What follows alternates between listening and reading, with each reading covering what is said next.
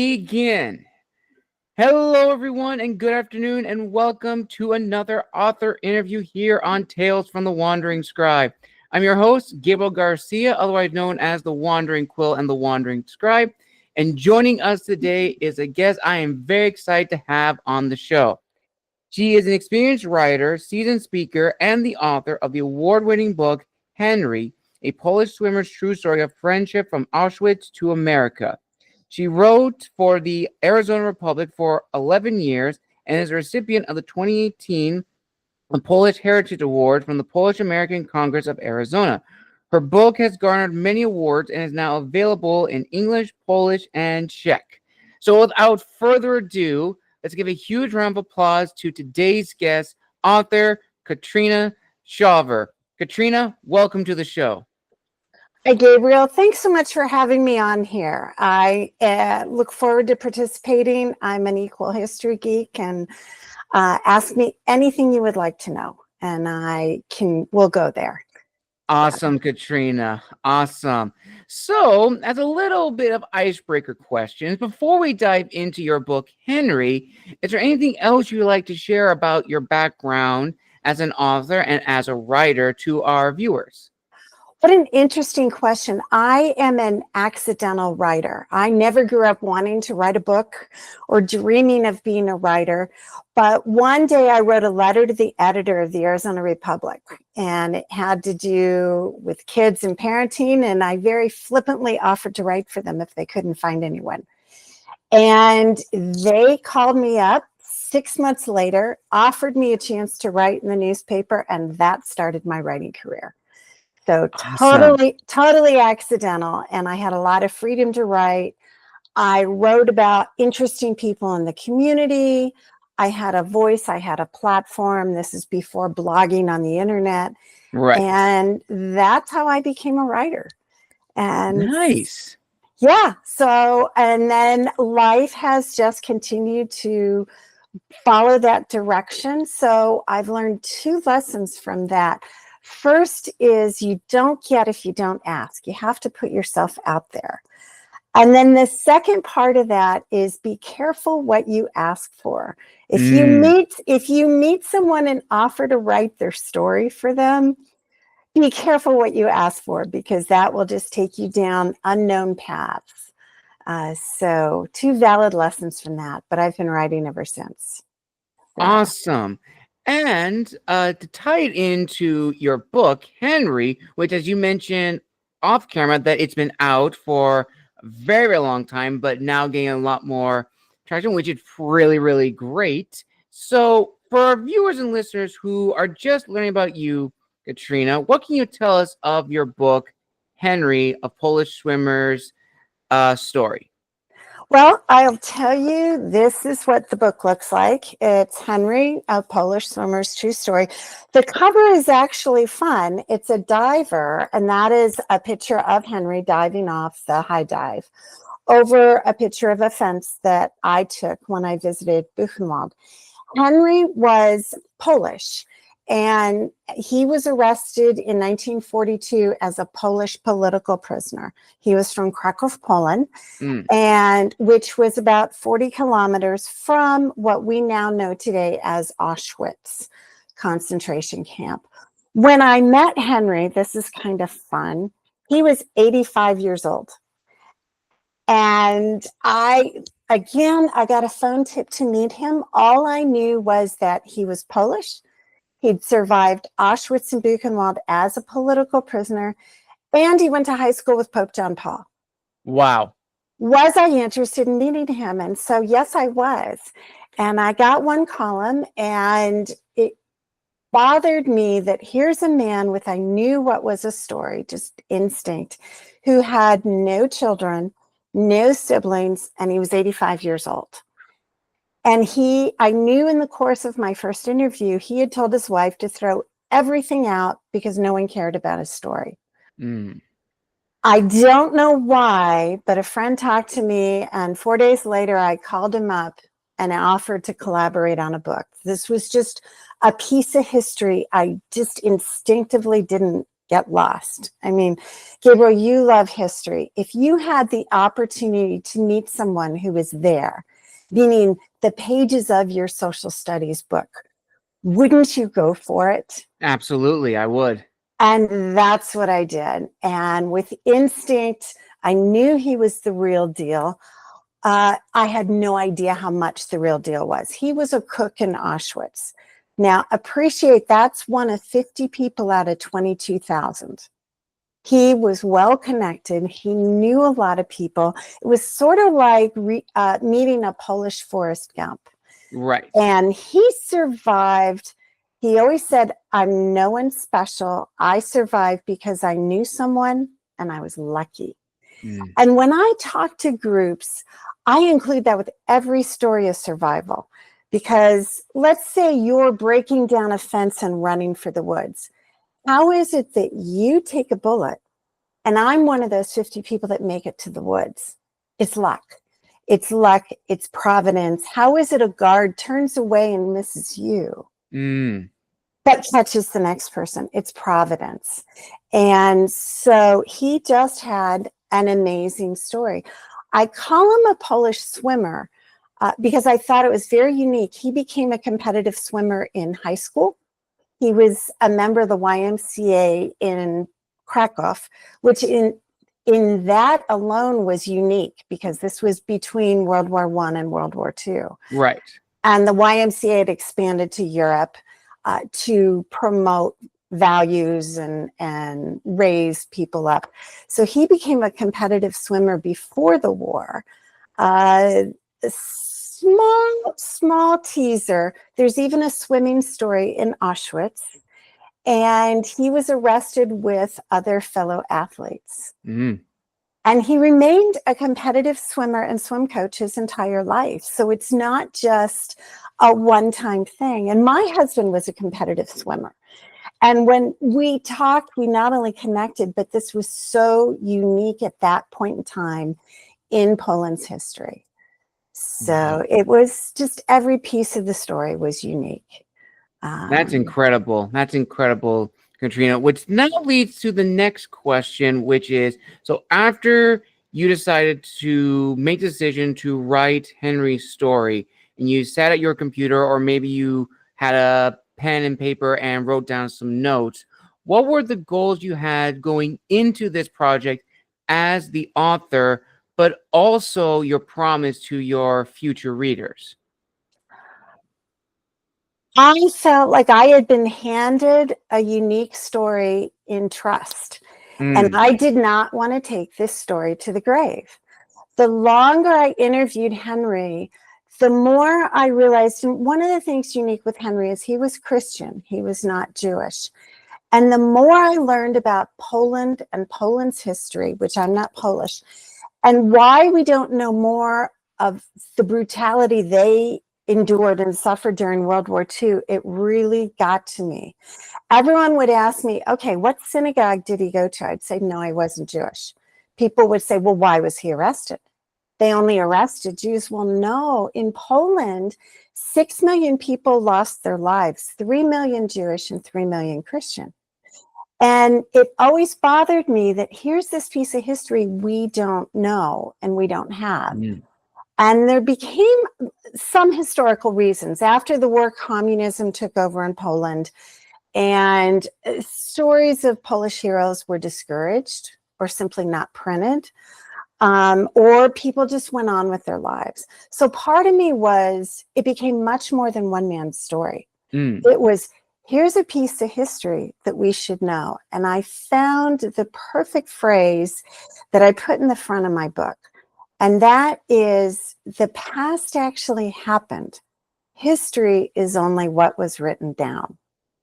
And so I knew that if I could capture this story and preserve it and include enough historical background so readers would know context, that the history would stay alive and that it represented millions of other Poles who also have gone unrecognized. And I've received a lot of recognition. I love being at book fairs and someone will come up, wow, you know, my father was also arrested. Wow, my grandfather had all these stories. Wow, I wish they had written that down. How did you get this story? And I just say it's a God thing. And the right people kept coming into my life at the right time. It's interesting. I went to a writing group, and the beauty of this story is if I had not said yes, it would be gone because Henry died a year after we met. Had I not stopped what I was doing, and I had 3 kids and I was working full time, and a very good friend said, Katrina, if you wait until you have time, he's gone.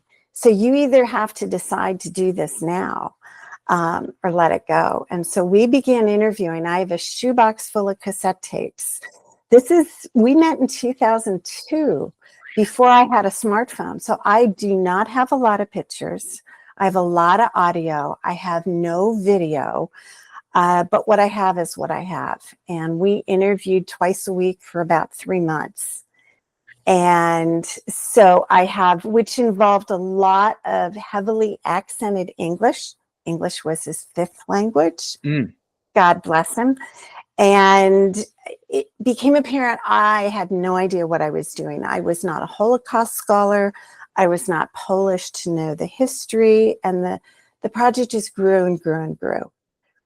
But what made it so valid, it was more than one man's memories. He had a photo album that he had kept. He had letters on Auschwitz stationery that he had written home to his mother. I didn't know prisoners. Did you know there was a whole postal system in the camps? And I there did was not. right. And prisoners wrote letters home, and his mother saved these. So I have things on camp stationery that validated, yes, he was there and I know when. And eventually I contacted the internet. It was the International Tracing Service. Now it has a different name. I didn't need to trace Henry, so I didn't think I needed to find him. But this organization is actually a repository of 20 million documents from the German era. And when I contacted them, they found 130 documents with Henry's name on them, in addition to other original photos and things I found. So my book, one of the biggest promises I make to my readers is that if I couldn't validate it, it isn't in the book. So everything has been twice or triple validated and checked. I had original documents in Polish and German, especially German from the war. I hired 2 translators because how do I know the first one got it right? So I hired 2 translators for Polish. I mean, my commitment was that I was going to get it right. And until I could get it right, I wasn't going to publish. And that's why it took me 15 years. I wasn't going to publish if I didn't go to Poland and retrace his steps. Because how could I know if Henry said, oh, I stood outside block 25 and I could look up and see Puff Mama Annie in the window? How did I know if that was valid? I went to Poland. I connected with the right person who connected me with the right people. And everything in the book has been absolutely verified because you better get it right. I don't know, Gabriel, have you ever read books where by page 30, there's like 3 things that there's no way it could have happened? Or they didn't get their facts right? A few times, but those have mainly been in fiction books. I haven't had that come up for nonfiction books, thankfully.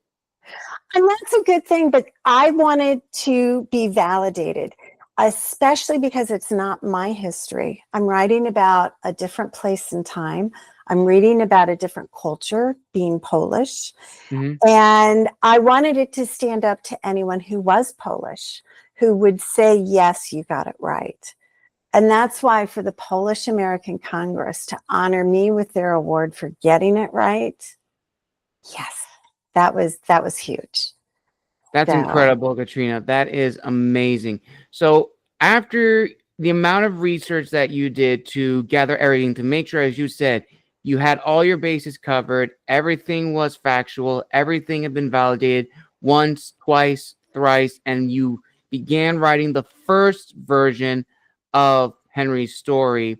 What was the reaction like from friends and family, as well as Henry's friends and family who read this, and what was their reaction like? Because I would imagine for anyone who has survived probably one of the most traumatic experiences in human history in like the early to mid 20th century, it can bring a lot of emotions when reading your own story and seeing how I survived.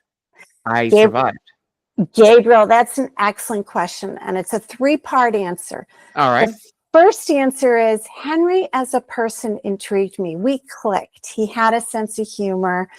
We were able to talk. I would not spend that much of my time with someone I didn't like or connect with. He was a good storyteller. But what really intrigued me, as you mentioned, a lot of people, this is a very hard time in history. He made me promise not to write just about the war, because he went on to have a good life. And he's, Katrina, I had a good life. I lived through 3 years of hell, and I didn't let it ruin me. So don't just write about the war. So I didn't. It starts in his youth, because you have to kind of understand who he was going into the war. And there's also a post-war story. So as I tell people who are like, I can't read another Holocaust book, please, no. I'm like, well, here's a spoiler alert. He survived. I wouldn't have met him, so he does survive. And there are good stories in there. So that was one why I was intrigued by him. Secondly, I tried to write excerpts to have him proof while he was alive, and it just wasn't coming together. So he passed away, and I have this bulk of story. And the first writer, who was a mentor, she was very wise. She said, it's got to have Henry's voice. You can't write it second person. It has to have Henry's voice. So it was a real challenge for me how to package all these stories. You can't do a biography, born, raised, lived, died. You have to package what the story is. Right. In any biography. And so it was, what stories do I include that are representative? Because you can't include everything. So I went round and round and round, and what I ended up going back to after many renditions was partly an interview format so that I could use his words. And in fact, his voice is powerful. I have a book trailer, and I incorporated his words into the book trailer, so you can get a feel for just what his accent was. The third reaction I got is, wanting to be in Henry's voice, I would try and write it as he said it. Well, he spoke in broken English. And so by writing exactly what he said, everyone was like, Katrina, I can't handle this. This is such bad English. I thought you were a good writer. So it was kind of capturing his voice, but still getting it somewhat grammatically correct. That was the real challenge. Right. And so when people say it sounds like Henry talking, then I got it right. That, and 10 years later, when I went back and re-listened to the tapes and redid my transcription, I knew a lot more of Polish words. I knew a lot more of the history, and so much more of what he said made sense to me after I had done my homework. One clause was, he was out in the woods and along came Aumeier, and then this and that. Well, initially, I didn't understand that Aumeier was the last name of the second camp commander, Hans Aumeier. And so a lot of aha moments came later when I really realized the depth of what he had given me. That is amazing. Yeah, that I just couldn't, I couldn't have grasped initially. And there was a real balance between allowing this man to tell his story and stopping every other word on, how do you spell that? What is that Polish name? And I remember at one point I said, Henry, Polish is so hard. It's all consonants and it's hard. He's like, no, English is hard. English is the hardest language. In Polish, one word is one word. In English, Steel and steel. You spell them different. They're two different names. What kind of stupid language is that? So we went back and forth, and I took a balance of just writing things out phonetically that I later figured out. Amazing, Katrina. Absolutely amazing. And this leads to a reflective question, one of many. So, as you mentioned earlier, and it's also in your bio, that this is your first book, your first and only book that has garnered a lot of awards and praise, and all the credit to you. And whenever an author is writing their first book, there's always this hesitancy of, are people going to be open-minded and be accepting? Because as you also mentioned before, there is that hesitancy to read another story that is about the Holocaust, because it is a very bleak and very traumatic story to read. And especially now in today's digital era, where books are able to reach a wider audience, had this been made during this time, definitely it would have been a double-edged sword experience, at least in my opinion, in the sense that, yes, you will be able to connect with authors who have written similar stories, whether fiction or nonfiction, as well as relate with fellow historians and fellow readers. But on the other side of the coin, we would leave ourselves exposed to a lot of trolls, hate speech, spam, a lot of negativity, which can impact an author's self-confidence and their overall well-being.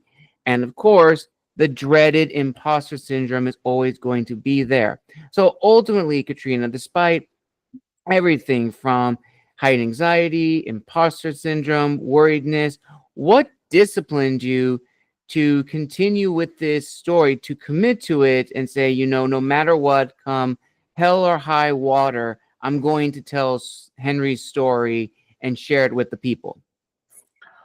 I would say writing in the newspaper is very good training. I wrote on the editorial page. So for me, I didn't really care if people agreed with me or disagreed with me. The criticism I took most was, you didn't get your facts right. And there was one story I wrote, and I trusted someone for what they told me and did not verify it. And I took that to heart. And that's where my commitment to getting the story right. So if you put yourself out there, no one's going to agree with everything you say. And in fact, sometimes when you write editorials, if it generates a response, then for me, I made people think. I wanted people to think. And to do that, they may not agree with you. I have not had a lot of trolls, and it's very interesting in today's age. This book is more relevant than ever. I enjoy public speaking. I'm a Toastmaster. I've taught a couple classes on Poland now at the community college level. The one that has gotten the most interest is when I compare Ukraine with Putin invading to Poland when Stalin invaded, because people forget that Poland was split in two. Germany and Nazis were half of Poland's story. The other half was when Stalin invaded, and we don't hear those stories either. So going back to it, I was committed to get this story out there because there aren't enough stories of Poles out there. And the other thing, I did believe I was handed this story for a reason. And as to insecurity as a writer, I heard Harlan Coben at a keynote once, and he said, if you're not insecure as a writer, you're not a writer. That was fabulous, because I was more insecure as publishing, because I would tell people, oh, I met this amazing man. Oh, he's from Poland. Oh, it's about the war. Oh, we don't want any more Holocaust. Oh, who cares about Poland? What do you mean this? And so I had a lot of insecurity as who am I to tell this story? It's not my story. I'm not Polish. I'm not a scholar. And I wish someone else had encouraged me more, because I probably would have published even on a bigger level had everyone not just said, oh, no one's going to be interested in this. You don't, what else? Don't put in backstory. It should just be action and dialogue. Well, I had to include backstory in terms of historical context. Yes. So it was a real balance also in balancing story with enough historical context that now I get the same aha moments I got when I wrote for the newspaper. Aha, I didn't know that. Oh, wow, I didn't know that before I read your book. Wow, that is so interesting. I didn't know that. And those are the kind of responses I always thrived on when I wrote in the paper. I'm a communicator, I'm an informer, I'm an educator, sometimes entertainer, but we all write for different things. But again, learning so much about that part of the world, I'm pretty knowledgeable on Poland right now. Awesome. Incredible. And this kind of leads to another fun question, which I would love to hear your thoughts on, Katrina, especially since you began this story sort of before the start of this question, which I will give context to it, which is I had a guest on my show by the name of Jasmine Young, and she posted on her social media that we are in a golden age of content creators. And she gave a reason saying that the lockdown years, the quarantine years, sort of push people outside of their comfort zones to create, whether that's music, whether that's painting, whether that's writing books. And I, for one, began my writing career during the quarantine years. I began writing in 2020, and I was able to get 3 of my 4 books published. And as I look back on that question and looking back on myself, I asked this with my fellow authors as well as historians to figure, do we really believe we're in a golden age? And some of the questions have been, or to say some of the answers have been varying. Some say that we are. Some say we're in a renaissance of some kind. Others say that we are not in any age because, yes, there's a lot more creativity out there in terms of like maybe, new music, new artwork, or more books. But half of those were not created with the sole drive of passion. And they were not passionate about getting those out there to the masses. They just want to get something out there. So, Katrina, in your opinion, looking back from when you started writing and to now, seeing all the new books that are coming out, whether it's fiction or nonfiction, are we in some golden renaissance or author renaissance now in 2025, or are we on the verge of entering a renaissance of some kind? I don't think so. I think the internet has been there. I think the internet has been empowering. I think what COVID did is give people a reason to focus because a lot of distractions were gone. I mean, I saved money. I wasn't eating at restaurants. I wasn't going to the gym. I'm not paying for dry cleaners. I'm not spending time in a commute. So I think people, a lot of times creativity is born out of boredom. Right. They say that with kids. You have to give your kids time to play and time to be bored for creativity to happen. And so I think COVID was a unique time period where a lot of people were more isolated and looking for things, so looking more externally. I think the internet has empowered people. I think people are writing anyway. I think the hard part right now is focus. What are you writing? Where are you writing? Are you going to write on Medium? Are you going to blog? Are you going to publish a book? And I have not harsh standards, but when I hear of someone who says, I only need 1 draft and I can edit it myself, I'm very, very skeptical because I work so hard to get my book right. I hired a developmental editor even before I presented it to publishers. I wanted it good. And I don't see people necessarily spending as much time, whether or not, and I dread the use of AI. Yes. Because you still need to hire a professional editor. Now, thank God for grammar checkers now because it's a time saver. I would say technology has accelerated things more than a renaissance. I would say and if I had had the technology today that I would have had 20 years ago, that book would have been done. Right now, you can interview people and upload it and have those transcribed. Right. And I know a friend who handwrites her first draft and then reads it and has it typed People can use Dragon to dictate books. Yes. People can use Grammarly and Pro Writing Aid to really, really ramp up the quality of writing. There's software like Scrivener that had I had Scrivener before, that also would have accelerated the ability to produce. So I would say technology is a bigger player than necessary technology. And then I think the absence of things to do during COVID led to more creativity. And it's kind of like something, it's empowering. Once you've done one book, wow, I know how to do this. I can do another one. And the best way to sell your second book is to write a third book. So I think it was a combination of things. And I think still today, the harder part is focusing. And the second part is knowing how to harness all the technology we have available to really help our creativity. Absolutely, 100%. And that now leads into the business portion of being an author, which I'm very excited to hear your thoughts on, Katrina.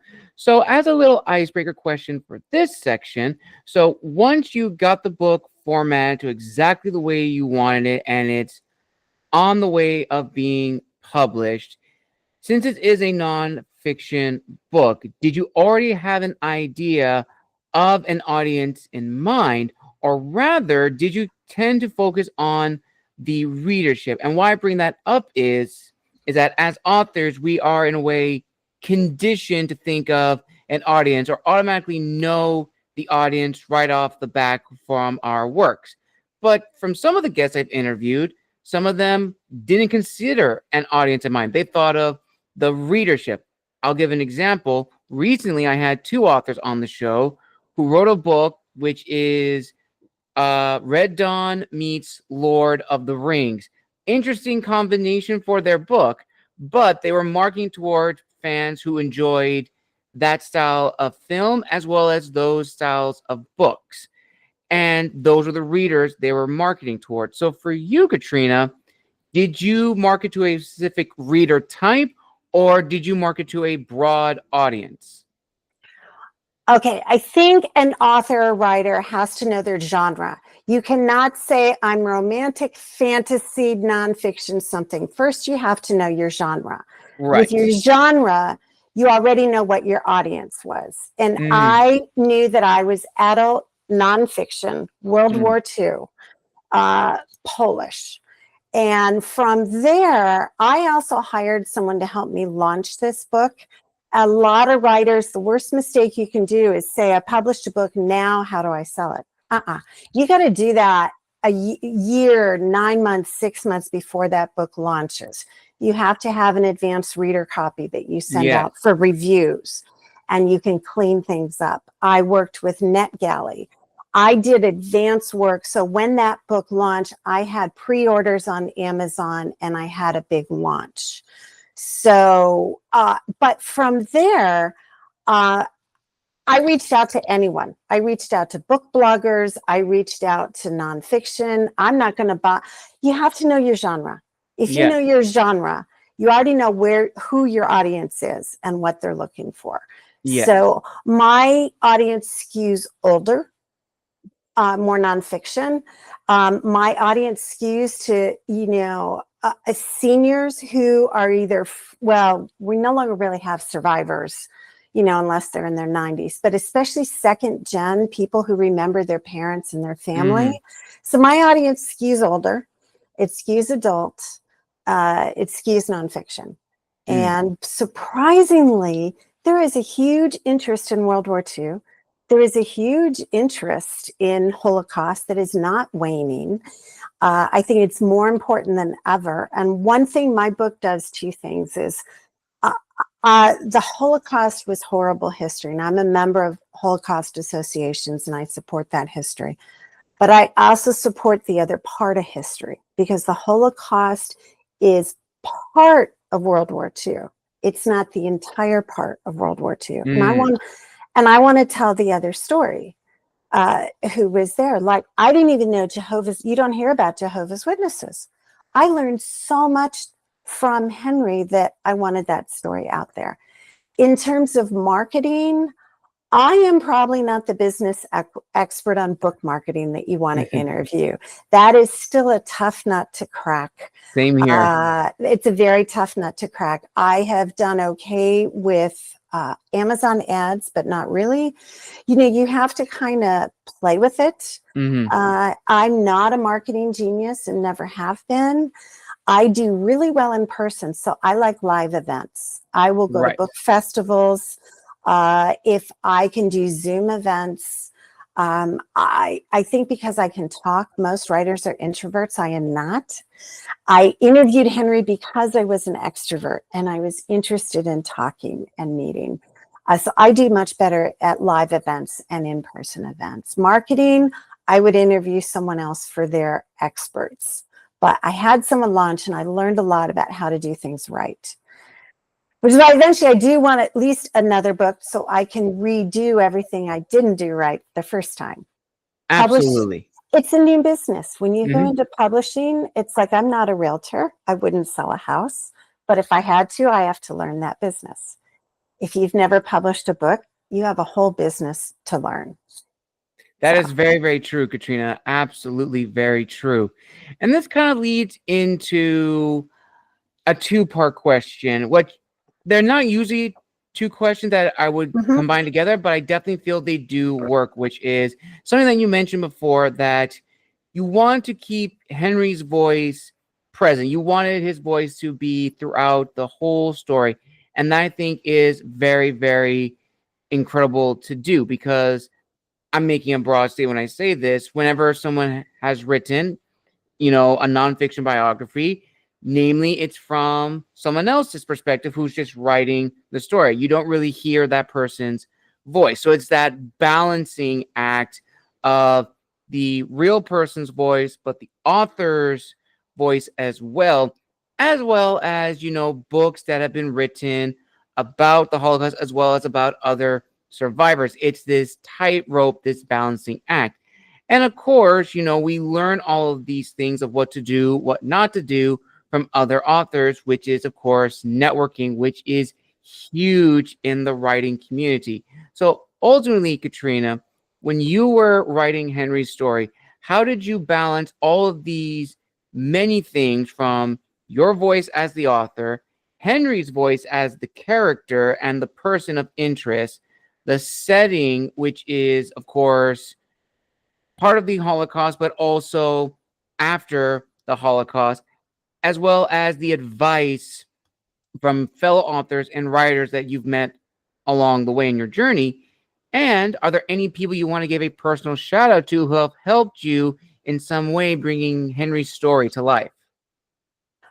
Wow, Gabriel, you know how to pack a lot into what is one question. That's about a 7-part question on that.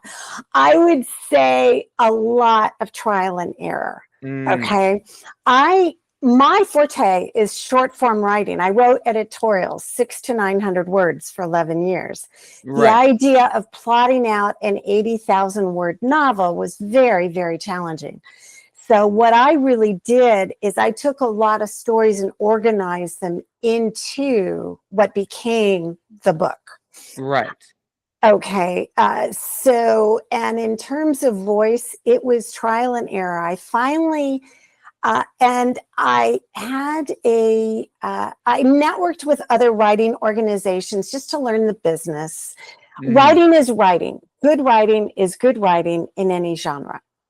So whether it's nonfiction or fiction, there is good writing, and you can learn from anyone on that. So I was just a sponge for any kind of writing class, any kind of organization, learning how to market. I'm still a sponge. I still enjoy that. So partly you have to be a sponge for information. And for that, one of the most important qualities of any writer is curiosity. I was never a trained journalist, but my editor at the paper, I remember saying, you know, I'm not really a journalist. He said, no, you're better because you're curious and you ask questions. And so I think that's a key quality for any writer. Going the second way, how did I pull it together? I found a writing critique group through one of my networking. I found 4 other women who were also writing. We all wrote different things. We joked, I wrote about the Holocaust. Another friend was writing about suicide prevention. Another friend was writing a mystery. But I liked that the whole idea was just tell me what you think. Mm-hmm. You know, does this make sense or not? And if something didn't make sense, then I knew I had to go back and explain it a little bit more. And one of the best advice I got was, Katrina, I can't read Holocaust and Holocaust and Holocaust. You have to break up those stories. Right. So, or I cannot read misery after misery. And it's really hard to believe, but Henry had a sense of humor even during the war. People don't realize that on a lifetime basis, you still had Sunday afternoons off because the German guards wanted off. So there were not work crews on Sunday. There were chess sets and there was soccer sometimes in the camps, or mostly, as Henry said, I would just sit and laugh at all these skinny people, all these skinny guys pulling lice out of clothes. You know, there was a whole concept of regular life. So I've heard that my book works for actually 3 common reactions I get, which is so rewarding. One is I didn't write with an agenda. So I'm not promoting a certain culture. I wrote a story. Right. So it's not a Jewish, it's not a Polish, it's not a Christian, it's history. It's Right. one man's story. So it doesn't have that bias, which comes from, who am I to write this? I wrote it as a story. Secondly, in terms of, gosh, my brain just went on that 7-part question that you asked me. But the writing critique group really helped me a lot. Katrina, this makes no sense. And as I got closer, I had several people I would send out 20 pages to here, 10 pages to here. My husband is not the spouse that I can write and say, oh, I read every draft. And no, he said, I'll read it once. Because he knew Henry and he knew all the stories, and for him it was more redundant. Right. And so I waited until I had my final draft, and then he read it before it became an arc. That's So amazing. You know, so I really paid attention to people who I said, well, this makes no sense. And I really treasured a couple Polish friends who said, no, that doesn't make sense. When I wrote about a Jewish piece of history, I reached out to the Jewish Cultural Center in Phoenix, and I reached out to the director and I said, please, I want to get this right. Would you read this for me? So Right. any place I could find an expert, I did. I reached out to the foreign language department at Arizona State University. I wanted credibility. I wanted to get it right. Right. So Very true. whoever that meant, I wanted to get it right, and I paid attention. I still joke, my niece who homeschooled her children was reading a draft, and now this is an adult book. I am not toning down the fact, believe it or not, there were bordellos in the camps that Himmler set up for trustees and for German soldiers. I'm not hiding the fact that so I learned a lesson. My niece said, gosh, Aunt Trina, I have to stop reading. Jonas can't read this. Well, Jonas was in 7th grade. She never told me. And so that was where I learned the valuable lesson. You have to define your book for your readers. Right. Your readers have to know what they're getting. So I now present this as it's for adult level. If you consider your 12-year-old ready for adult, great. If you're not sure, I just present it as adult nonfiction. So if your kids are adult at age 14, great. If not, I don't want it in a middle school library where some parent's going to complain. And I just present it as adult nonfiction. That's incredible. That was a valuable lesson. You've got to tell your readers who you are and what they're getting. Because otherwise you're going to get complaints and reviews that, well, this isn't what I thought it was. That really shouldn't be a valid review, because readers should know what they're getting. And if you disappoint readers by misrepresenting your book, then you've done yourself a disservice as a writer. That is a very good point, Katrina. And that actually leads to the final question of this amazing interview. And it's another loaded question, but I'll give some context to it. So I've been doing this show now about 6-7 years. I've interviewed, I want to say in total, almost 200 plus authors and historians, which is crazy within the last 3 years I've been on YouTube. And I've learned a lot from all of them. And one of the most important things I've learned from my guests is that in this industry, there are two paths: to be an author, to be known as an author. One is dedicated to the craft, the other is dedicated to building a career. And both lead to the same goal. But I will state that the second path, to be known as an author, is the most enticing and leads to a lot of unrealistic goals and expectations.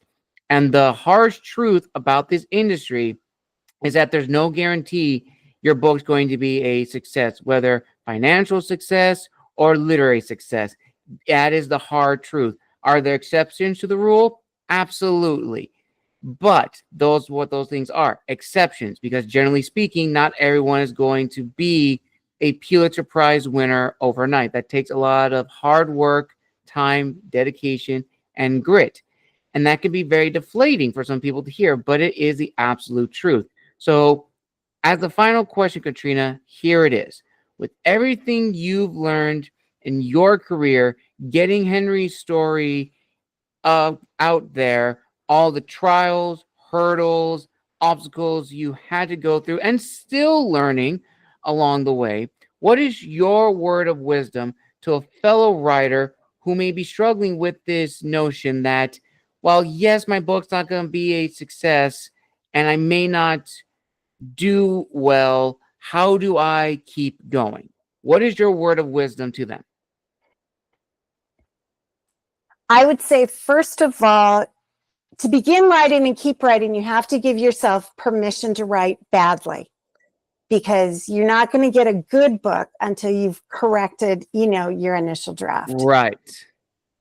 You also have to have enough interest to keep writing, because it may be the third book that takes off. Yes. And not the first and not the second. It's got to be something you have a passion for and you believe in. And you have to kind of turn quasi-deaf ears. I pay attention to what people say, but because I want that feedback. But you can't let it totally shut you down. And I think the third way is, there's a big difference between I want to be a writer and I want to make a living as a writing. Most writers I know make their living off ghostwriting, off business writing, off guest blogging, and then they are also writing their books. You have to write a book because you want it. And if you really are going to write to make a living, then you have got to put in so much time and shut things out. But most people still have to pay the rent. So that is the truth.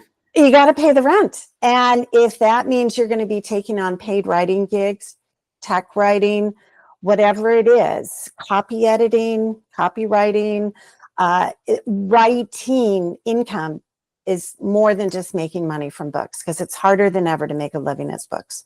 The people I know who are doing it are pumping out ebooks hand over fist and build a following. And so if you're going to make a living as a writing, plan to keep putting out a lot of books.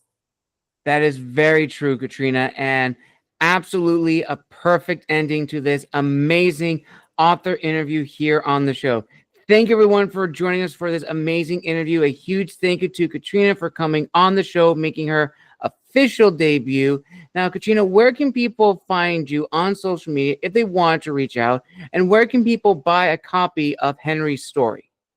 Great questions.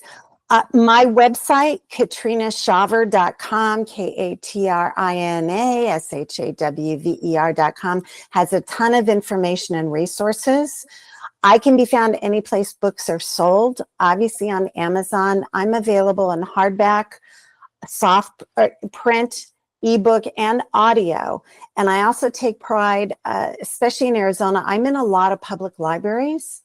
I can also be bought through any bookstore. They can order the book. And so again, I love if people ask their library to stock my book as well, because that's a certain street cred that I take pride in. And I am on Facebook, more so on LinkedIn, but I am primarily through my website. Awesome. I will link all those down below in the description of this video. Thank you again, viewers and listeners, for joining us for another author interview here on the show. A huge thank you to Katrina for coming on the show and making her official debut. Make sure to like, comment, and subscribe. And as always, this is the Wandering Scribe and the Wandering Quill signing out, wishing you all a wonderful day wherever you are in the world. And until next time, we'll see you all in the next video.